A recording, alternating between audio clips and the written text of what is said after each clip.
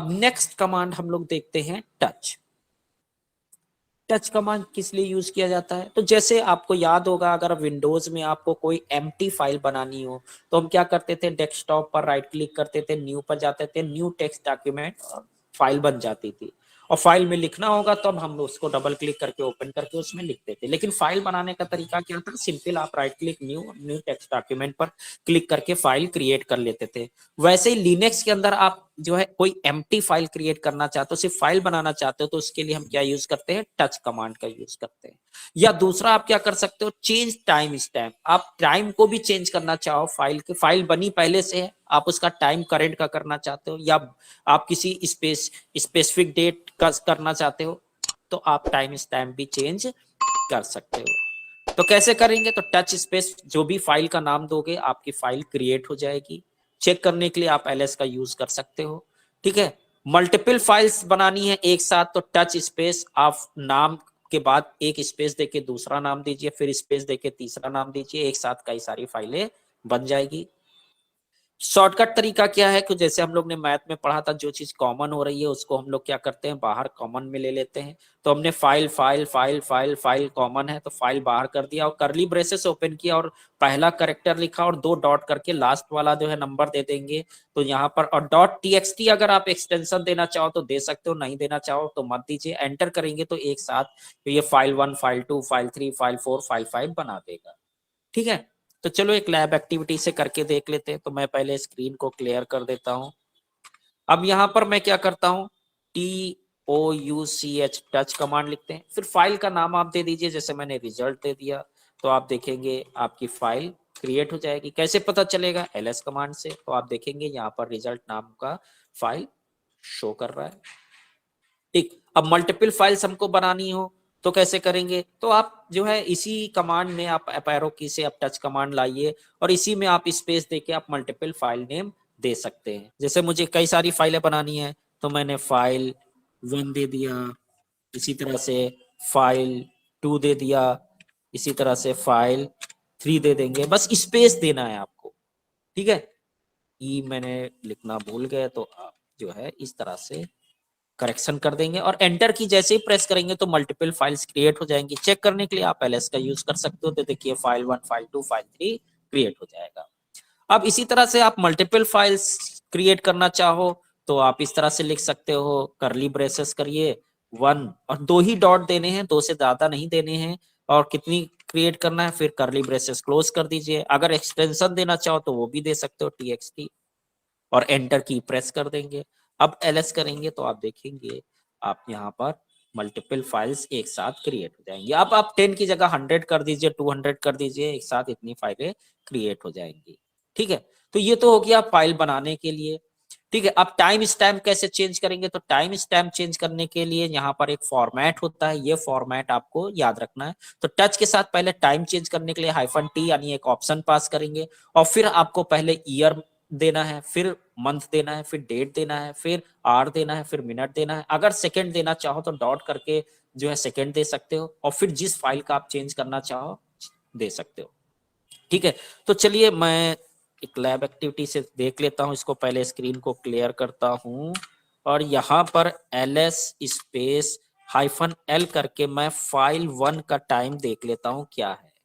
Enter करेंगे तो यहाँ पर देखिए ये 18 दिसंबर शो कर रहा है। ठीक है, अब मुझे इसको चेंज करना है, मैं इसको बैक डेट में करना चाहता हूं। ठीक, तो कैसे करेंगे, तो देखिए हम क्या करेंगे, पहले तो लिखेंगे टच, TOUCH, फिर चूंकि हमको टाइम स्टैम्प चेंज करना है तो -T ऑप्शन पास करेंगे।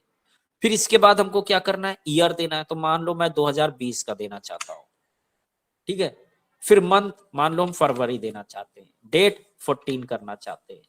फिर उसके बाद क्या था, मंथ के बाद, ठीक है, मंथ हो गया हमारा और डेट हो गई। फिर शाम के 8 बजे, तो शाम रेलवे टाइम दे देते हैं 20। ठीक है, और फिर मिनट के लिए 00 कर देते हैं। मिनट हमारा मान लो एग्जैक्ट 8 बजे का टाइम देना है तो हमने वही टाइम दे दिया, एग्जैक्ट 8 बजे के लिए 00। सेकेंड देना है तो डॉट लगा के दीजिए, वरना आप मत दीजिए। और स्पेस फाइल का नाम दे देते हैं फाइल 1 और एंटर की प्रेस कर दें। अब मैं अप एरो से फिर से ls वाली कमांड चलाता हूं तो देखिए यहाँ पर क्या शो कर रहा है, 14 फरवरी 2020 में ये फाइल बनी है। तो टाइम स्टैम्प इसका चेंज हो गया। तो आप जो है टच कमांड से एम्प्टी फाइल भी क्रिएट करते हैं और उसका टाइम स्टैम्प भी चेंज कर सकते हैं। तो आई थिंक टच आपको समझ में आ गया होगा। तो अभी मैंने क्या देखा, कैसे हम फाइल को क्रिएट करेंगे। अगर मुझे डायरेक्टरी क्रिएट करनी हो तो कैसे क्रिएट करेंगे। तो डायरेक्टरी क्रिएट करने के लिए कमांड होता है mkdir, ठीक है, मेक डायरेक्टरी, ठीक है। और इसके साथ जो जनरली हम ऑप्शन यूज करेंगे माइनस पी ऑप्शन का यूज करेंगे। बाय डिफॉल्ट mkdir स्पेस, अब जब डायरेक्टरी का नाम देते हो तो उस नाम से डायरेक्टरी क्रिएट कर देगा। उसी तरह से अगर कई सारी डायरेक्टरी एक साथ क्रिएट करनी है तो आप स्पेस देके कई सारा जो है डायरेक्टरी के नाम एक साथ दे सकते हो, एक ही लाइन में सारी डायरेक्टरी क्रिएट हो जाएंगी। अगर आपकी डायरेक्टरी नेम में स्पेस है तो आप वो नाम डबल कोट्स के अंदर दोगे, ठीक है। और इसके बाद बाय डिफॉल्ट जैसे हम, मैं मान लीजिए ये डायरेक्टरी क्रिएट करना चाहता हूं, इस तरह से आपको देना है अगर डायरेक्टरी में स्पेस है, नेम में स्पेस है तो, ठीक है। वरना ये हैप्पी नाम की डायरेक्टरी अलग बना देगा, बर्थडे अलग बना देगा। मैं हैप्पी बर्थडे नाम से डायरेक्टरी बनाना चाहता हूँ, बीच में एक स्पेस चाहता हूँ तो डबल कोट के अंदर लिखना होगा, ठीक है, ओके। तो अब मान लीजिए मैं एक डायरेक्टरी बनाना चाहता हूं कि कंप्यूटर नाम की डायरेक्टरी बन जाए और उसके अंदर एक हार्डवेयर बन जाए और सॉफ्टवेयर बन जाए, इसके अंदर कंप्यूटर के अंदर, ठीक है। या मैं जो है, चलिए मैं लैब एक्टिविटी में ही समझा देता हूं। तो यहां पर आप देखिए क्लियर, तो मैंने सिंपल बताया mkdir से क्या होता है, डायरेक्टरी क्रिएट होती है। पहले मैं यहाँ पर देख लेता हूँ मेरे पास कौन कौन सी डायरेक्टरी बनी हुई है। तो ls से देखेंगे तो यहाँ पर देखिए ये डायरेक्टरीज बनी हुई है। अब मुझे मान लीजिए mkdir से डेटा नाम की एक डायरेक्टरी बनानी है, ठीक है। मैं एंटर कर दूंगा, डेटा नाम की डायरेक्टरी क्रिएट हो जाएगी। मैं स्पेस देके अगर डेमो भी दे देता हूं तो भी डायरेक्टरी क्रिएट हो जाएगी, ठीक है। तो एक साथ दो डायरेक्टरी क्रिएट हो जाएगी, एंटर कर दिया, ठीक है। ls करके देखिए तो देखिए डेटा और डेमो बन गई। अब मान लीजिए मुझे एक डायरेक्टरी जो है बनानी है अमन कुमार के नाम से, अमन स्पेस कुमार के नाम से एंटर करेंगे। अब आप ls करके देखोगे तो अमन अलग बनेगी और कुमार अलग बनेगी। और मैं एक ही डायरेक्टरी बनाना चाहता था जिसका नाम अमन स्पेस कुमार रखना था। तो ये काम कैसे करेंगे, तो ये काम आपको करना है किसके जरिए, डबल कोट्स के अंदर नाम देना। जब भी आपके नेम में कोई भी स्पेस आएगा तो आपको उसको कहां मेंशन करना है, डबल कोट के अंदर। एंटर कर देंगे। अब ls करके देखिए तो आप देखेंगे आपकी डायरेक्टरी अमन स्पेस कुमार नाम से। ग्राफिकली भी अगर आप देखना चाहें तो एक्टिविटी पर क्लिक करिए, यहाँ फाइल्स पे चले जाइए तो आप देखेंगे ये देखिए अमन कुमार नाम की डायरेक्टरी क्रिएट हो गई है, ठीक है, ओके। तो अब एक चीज और आपको बताना था, अगर मैं ये कमांड चलाऊं mkdir, मैंने लिखा कि एक रिपोर्ट नाम की डायरेक्टरी बनाओ और इसके अंदर जैन नाम की भी डायरेक्टरी बना दो, ठीक है। अब एंटर की प्रेस करेंगे तो देखो एरर आ जाएगी, कह रहा है can not create directory report और उसके अंदर जैन, क्योंकि बाय डिफॉल्ट mkdir किधर से बनाएगा, जैन की तरफ से डायरेक्टरी क्रिएट करेगा। और रिपोर्ट तो बनी नहीं है और जैन कहां बनानी थी, रिपोर्ट के अंदर, ठीक। तो इस अगर एक ही लाइन, अब इसको हम दो तरीके से कर सकते हैं। पहले मैं रिपोर्ट नाम की डायरेक्टरी क्रिएट करूं, फिर रिपोर्ट के अंदर जैन नाम की डायरेक्टरी क्रिएट करूं, ठीक है। या एक ही लाइन में करना है तो आपको -p ऑप्शन लगाना पड़ेगा, यानी पहले पेरेंट डायरेक्टरी क्रिएट करो, यानी रिपोर्ट पहले क्रिएट करो फिर उसके बाद वाली क्रिएट करो, इसका मतलब ये हुआ। तो अब मैं जब एंटर करूंगा तो ये पहले कौन सी बनाएगा, रिपोर्ट, और फिर उसके बाद जैन। तो रिपोर्ट चूंकि बन चुकी होगी तो जैन भी बन जाएगी। एंटर करेंगे, देखिए कोई एरर नहीं, ठीक है। देखने के लिए आप क्या कर सकते हो, ट्री कमांड का यूज कर सकते हो। ट्री स्पेस अगर मैं रिपोर्ट लिखूं और टैब बटन आप यूज कर सकते हैं। एंटर करेंगे तो देखो ये दिखा रहा है रिपोर्ट है और रिपोर्ट के अंदर जैन है। आप ग्राफिकल भी देखना चाहो तो यहाँ से देख सकते हो। ये रिपोर्ट नाम की डायरेक्टरी है और इसके अंदर जाओगे तो ये देखिए जैन नाम की डायरेक्टरी है। ठीक है, तो आई थिंक आपको हाइफन पी ऑप्शन के बारे में पता चल गया होगा। तो by default mkdir right side से डायरेक्टरी क्रिएट करता है, लेकिन मैं चाहता हूं पहले पेरेंट डायरेक्टरी क्रिएट हो फिर उसके बाद सब डायरेक्टरीज क्रिएट हो, तो आप हाइफन पी ऑप्शन का यूज करें। ठीक है, तो आपको टच भी समझ में आ गया होगा। टच किस माइंड में आपके तुरंत क्लिक होना चाहिए। फाइल बनाना है टच, ठीक है, डायरेक्टरी बनाना है mkdir, ठीक है, और डॉलर या हैश के बाद सबसे पहले क्या आता है, कमांड आता है, और फिर उसके बाद अब mkdir है तो mkdir के बाद डायरेक्टरी का नाम दिया जाता है। तो किस नाम से बनानी है आप नाम दीजिए, एंटर कर दीजिए, डायरेक्टरी क्रिएट हो जाएगी। ठीक है, अब एक लास्ट कमांड और देख लेते हैं, cd। cd कमांड किस लिए यूज होता है, चेंज डायरेक्टरी। अब जैसे विंडोज में आपको जाना है किसी फोल्डर के अंदर तो डबल क्लिक करके फोल्डर के अंदर चले गए, बाहर आना है पीछे पिछले फोल्डर में आना है तो आप बैक बटन बनी होती है फाइल एक्सप्लोरर में, उस पर क्लिक करके बैक आ जाते हैं। पर अगर मुझे लिनक्स टर्मिनल में किसी फोल्डर के अंदर जाना है या फोल्डर से बाहर आना है तो हम क्या कमांड यूज करते हैं, cd कमांड का यूज करेंगे। ठीक है, तो cd मतलब फुल फॉर्म क्या होता है, चेंज डायरेक्टरी। ठीक है, तो अब मैंने यहां पर जैसे देखिए ls करके यहाँ डाउनलोड दिखा, चलो मैं सीधे टर्मिनल पर ही बता देता हूं। तो मैंने ls किया तो यहां पर जितने भी फोल्डर होंगे शो हो जाएगा। फाइल के अंदर नहीं जाते, फाइल में लिखते हैं, जाना होगा किसके अंदर, डायरेक्टरी के अंदर जाएंगे। तो डायरेक्टरी के अंदर जाने के लिए तुरंत माइंड में अगर मुझे इस डायरेक्टरी के अंदर जाना है तो तुरंत कमांड क्लिक होना चाहिए cd। ठीक है, तो सबसे पहले कमांड लिख लिया। अब किस डायरेक्टरी के अंदर जाना है, मान लो मुझे जाना है, अभी मैंने रिपोर्ट नाम की डायरेक्टरी बनाई थी, तो RE लिख के आप टैब बटन प्रेस करेंगे, ये अपने आप फुल फॉर्म ले लेगा उसकी। एंटर की प्रेस करेंगे तो देखो आप रिपोर्ट के अंदर आ गए। ठीक है, अब ls करेंगे तो यहां पर आपको जो है क्या दिखेगा, जैन दिखेगा। अब इसके अंदर जाना है तो cd स्पेस जैन दे सकते हो।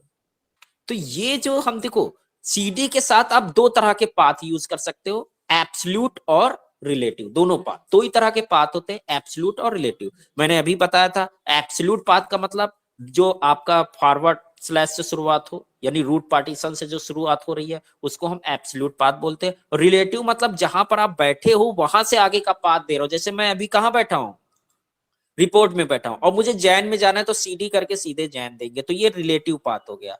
एब्सोल्यूट पाथ अगर मुझे देना होता तो कैसे देते, तो स्लैश, हमने कहा होम के अंदर जाओ, फिर स्टूडेंट के अंदर जाओ, वहां पर रिपोर्ट नाम की डायरेक्टरी मिलेगी, वहां पर जैन मिलेगा, मुझे यहाँ पर ले जाओ। ठीक है, तो ये जो पाथ हुआ ये आपका क्या हुआ, एब्सोल्यूट पाथ। ये हमेशा काम करेगा, आप कहीं भी बैठे हो ये हमेशा वर्क करेगा। ठीक है, एंटर किया, देखो जैन में आ गए।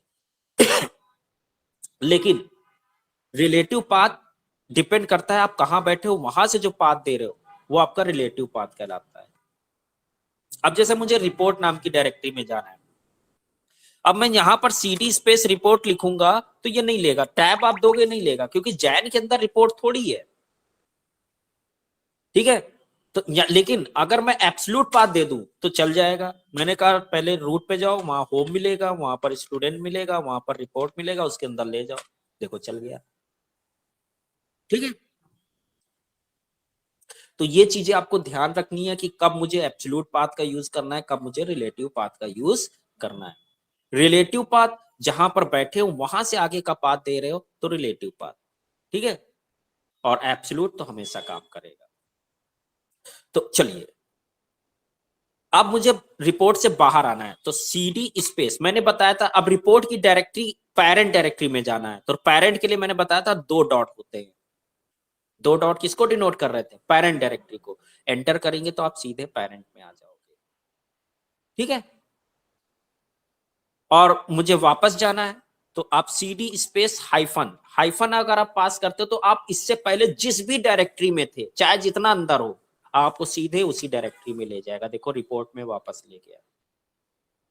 अब मुझे जैन में जाना है तो cd स्पेस जैन, आ गए। ठीक, आप चाहें तो कई सारे जो है डॉट यूज कर सकते हैं। जैसे मैंने कहा मुझे जैन के पेरेंट में ले जाओ तो किस में चले जाओगे, रिपोर्ट में। उसके भी पेरेंट में जाओ तो आप उसकी होम डायरेक्टरी में आ जाओगे। उसके भी पेरेंट में जाओ तो आप जो है होम में आ जाओगे। एंटर करो, देखो क्या कह रहा है।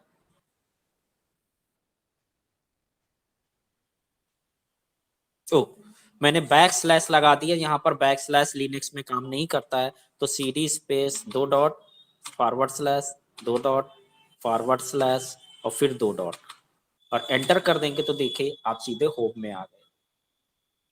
ठीक है। अब आप कितना भी डायरेक्टरी अंदर हो, आप सीधे अपनी होम डायरेक्टरी में आना चाहते हो यानी टिल्ड वाली जगह पर, तो आप क्या लिख दो, खाली सीडी लिख के एंटर कर दो, आप सीधे अपनी होम डायरेक्टरी में। ठीक है, समझ में आ गया। तो आई थिंक आप सीडी कमांड को अच्छी तरह यूज करना सीख गए होगे। प्रैक्टिस करिए, जितना आप प्रैक्टिस करेंगे उतना ज्यादा आप कमांड में मास्टरिंग करेंगे। सबसे पहले आपके माइंड में ये क्लिक होना चाहिए आपको क्या टास्क परफॉर्म करना है, फिर उससे रिलेटेड क्या कमांड है। ठीक है, तो आपको कोई प्रॉब्लम नहीं होगी लिनक्स के अंदर। तो समझ में आ गया होगा आपको कि किस तरीके से टच यूज करना है, किस तरीके से mkdir यूज करना है, किस तरीके से ls यूज करना है और किस तरीके से cd कमांड का यूज करना है। तो तय रखते हैं, मिलते हैं नेक्स्ट लैब में।